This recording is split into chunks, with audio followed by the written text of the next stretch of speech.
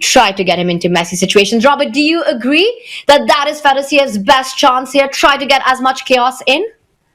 Well, I think for Fedoseev, he is a combative player by nature, but it can backfire. And look at this. He plays the Petrov defense from the black side, which I think is a good choice against Magnus. Because Magnus Carlsen is the better player. That's clear. But what Fedoseev, where he can backfire, is just like against Alireza Firouzja. In that fourth game, he was lost, right? He was down a couple pawns, but in the time scramble is where he was able to shine. So I think that Fedoseev, he needs to keep the games going. Magnus is a brilliant speed chess player. He's won the speed chess championship. He made it to the finals of the bullet chess championship, but that's where he has the most opportunity to go wrong, late stage of the game when you don't have enough time. So I think that Fedoseev, he chose a wise opening in game one.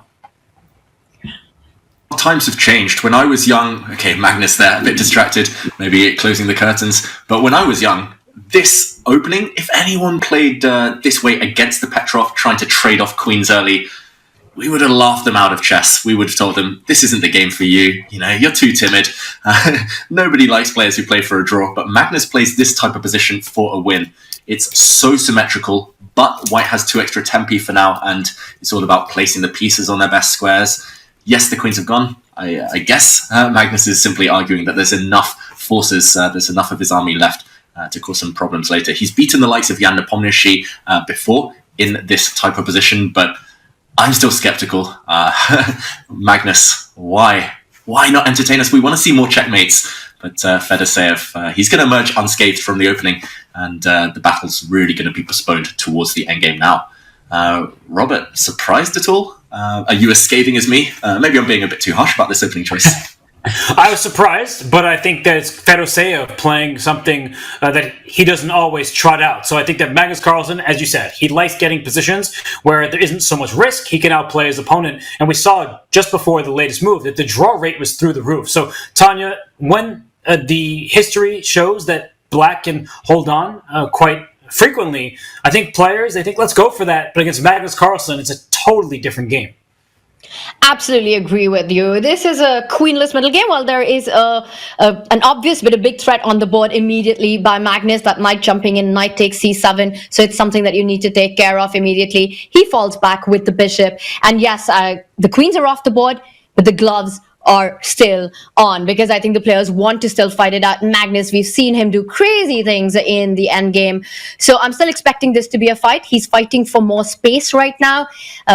It's going to be a battle. It's going to be a slow one, but we've got a game on our hands. It's far from over when you're playing against Magnus. I think it only gets scarier when the queens are off.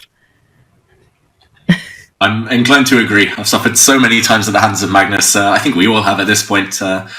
Once the queens are off, he knows better than anyone. He just has this feel of where the pieces belong. He spins his web, and sooner or later, it does get tactical, it does sharpen up, and then he takes his chances. I've got to say, he's handled this really well. No weaknesses at all in the black camp. Black's king is castled. The rook will slide across to e8.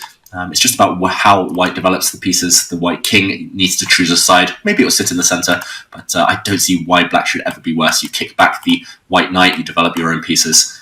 This should be level with equal play. It's just about whether Magnus can exert that magic a bit later. Without meaning to be too pessimistic about this game, should we check out the opening, the early stages of the other battle, the clash of the underdogs? Jose Martinez against... Just a simple harmony in black's position on Dennis's board. I like the way he's placed the pieces. And there is this incredible maturity in his play that I've seen. I've seen it in the tour season last year. I've seen it in the Chessable Masters so far this year. The queen has attacked. Dennis needs to find a good square. For that queen, he moves it back onto the diagonal into the center of the board.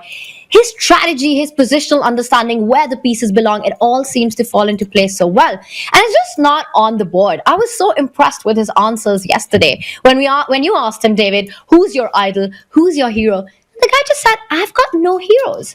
He's 17. And it's just amazing to hear him talk. And his play is a true reflection of his personality, I think.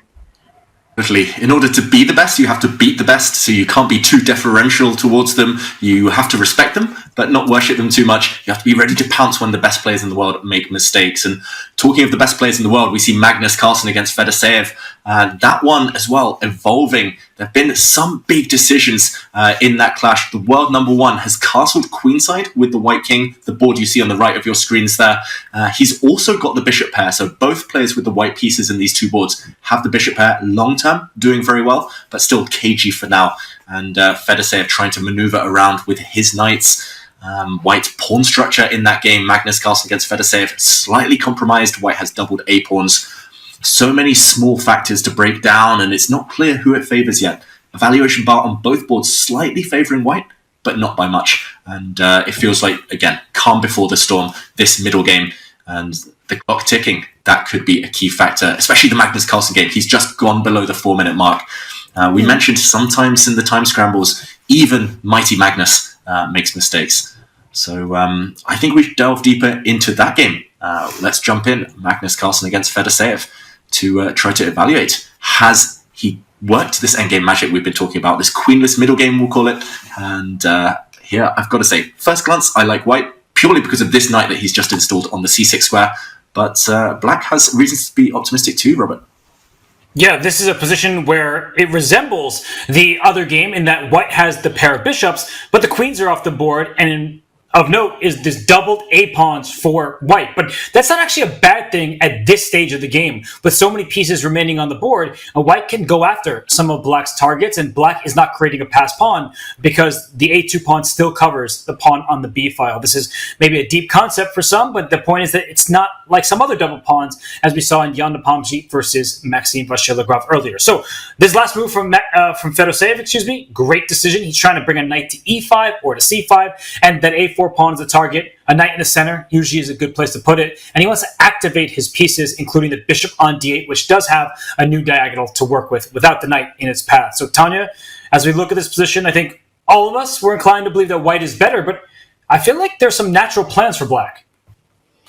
Agreed. And the point that you just made, without bishop on d8 stepping up to f6, taking control of the long diagonal a1 to h8 once White's bishop comes to d4, it looks like Magnus's bishop pair advantage is going to be neutralized really soon. Either there'll be a knight trade from c5 or the bishop trade from f6, and the pawn structural weaknesses in Magnus's camp more than enough compensate for Fedoseev, the lack of the bishop. I love that knight on c6. I'm trying to understand, why is our eval bar favoring White so much? Bishop d4, there seems to be bishop f6. If not, the knight is jumping forward into the game. What's going on here? Whoa. That's going on here. That's what's going on here. Oh, we didn't expect that. And again, the blue arrow indicating that Black's only move, or at least by far the best move, is rook takes bishop. That would not have been on my radar, Robert. An exchange sacrifice pretty much demanded by Fedoseev right now. This is a pawn sacrifice, and I just wanted to point out, let's jump in. If this pawn is captured, if you just whip this pawn off the board, what could be more natural? Go up material. Suddenly a new diagonal for White's uncontested light squared bishop, and tricks, tactics in the air. Black has two loose pieces on this diagonal, and something might well just drop off. So don't be too greedy. I think likewise, if you capture this pawn with the knight, there are problems tactically. Bishop takes, and suddenly watch out for your back rank. You can trade off a set of rooks, but now you have to be careful. If pawn takes, suddenly a deadly check, and your bishop will simply drop off next move. So Magnus initiating the tactics. Let's just show what he... Okay, he's played pawn takes pawn. He needed to play rook takes bishop and basically admit that, okay, if rook takes, there are tricks in Black's favour this time with a nice pin. But pawn takes pawn, Robert, do you think this is going to backfire? Fedoseev playing that move instantly. And look at Magnus's reply, what you were calling for, David, bishop to b5. There are too many tactics now. And so what Magnus did is he gave away a pawn to free up diagonals for his bishops. And I say bishops plural, because now that knight on d7, if it continues to move, say to e5, well, and he does it a move too late, does Fedoseev. The right idea, wrong move order. I still feel like he has chances to survive this game. Let's not count him out just because the evaluation bar is slightly in Magnus' favor. The material imbalance now is knight and one pawn for rook. And let's not forget about those opposite color bishops. So Black can use the dark squares to his advantage. White is going to try to operate on the light squares, but to what end? What light squares are actually valuable? That's an essential question. So I like the way that Fedoseev is handling this. I think this gives him the best practical chances. We're far from out of it. It's they're just imbalanced, as we would say, Tanya. The players have no idea who's better. And Fedoseev, I could see him, especially if he gets his pawn 2 squares further down the board, him working things in his favor. Do you think Magnus needs to be careful as well? I'm materialistic. I love the fact that there's an extra exchange for white, and I agree that black's got compensation, but that knight on c6, the bishop on b5, there are these tactical ideas of either knight takes a5 or knight takes b4 next. Watch out, the knight on d7 is still hanging. It's a threat that you need to take care of. To me, it just feels that Fedoseev needs to be on the defense. He needs to keep the activity going. He has to play active to defend this position. The plan that you're pointing out of the c-pawn moving forward, the bishop on b5 right now takes control of that. So it still requires a bit of prep. Right now, I'm expecting Fedoseev to move his knight. He does it. Knight to b6. The eval bar hits it. And Magnus just continues to keep opening up the position. The lines for the bishops and the lines for the rooks and the diagonals for the bishops. And now it's busted for black. This is a problem. Once this rook gets in the game, you can see that Fedoseev is in trouble. I think it's important to analyze what he could have done instead. And it was just a one-move play from Fedoseev that would have kept him in the game rather than opening the rooks up. Bishop to g3. Just trying to blockade this d-pawn so the rooks don't have open files. When you're down material, especially when your opponent has 2 rooks, just one for yourself, you need to keep those rooks contained. So this would have been a good choice. Instead, what we see in the game, the rooks are loose, they are free to roam about the board, and now one of them is off the board, and that's bad news for black because that a5 pawn is tender, the d file remains open. Black can't keep everything under his control, and Magnus Carlsen for sure is winning this first game, David. 100%. It's all about that target on a5, pretty much indefensible in the kind of short term. And this white a pawn, not only does it promote on a light square guided by your bishop, but it's pretty much unstoppable. You have no rooks left as black. Yeah, knights are terrible at stopping these corner pawns, these rook pawns. So once the white knight retreats, takes this pawn, it's a matter of time before Fedoseev has to resign. We saw him sit back, exhale a moment ago. He knows it's over. The white rook doesn't look impressive now, but it will soon join the fun. And I think we'll see a very simple plan. Black's counterplay, far too slow. And Magnus, he's going pawn hunting. He's going to hunt down the full point in this game soon, closing out the victory. Again, just in the space of 1 or 2 moves. This is how strong the top players are. They punish you, one small imperceptible slip. And here we go. Knight takes pawn, inevitable. It's just a straightforward plan. Magnus about to bank it. We think, Tanya, shall we go to the other game where there's still action on the board?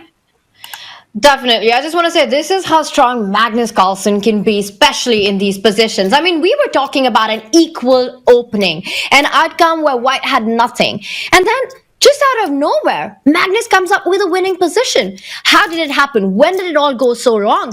It's just unbelievable how he makes these things just appear on the board and makes chess look so easy. It's insane. He's playing against one of the best players in the world. He has a completely winning position out of a completely equal opening.